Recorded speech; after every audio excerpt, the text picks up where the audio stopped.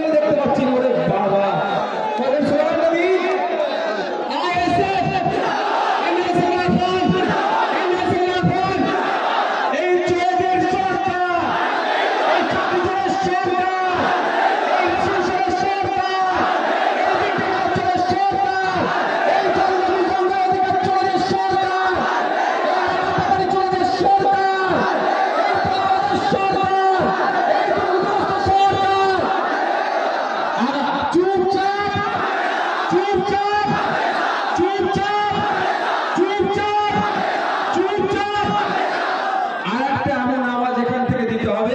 কালীঘাটে যেন আওয়াজটা পৌঁছে যায় যে আগামী 4 তারিখে ভাঙড় থেকে লিড দিয়ে দেশের পার্লামেন্টে যাদবপুর থেকে জিতেন্দ্র খান সাহেবকে আইএসএফ পাঠাচ্ছে এই স্লোগানটা এখান থেকে দিতে হবে।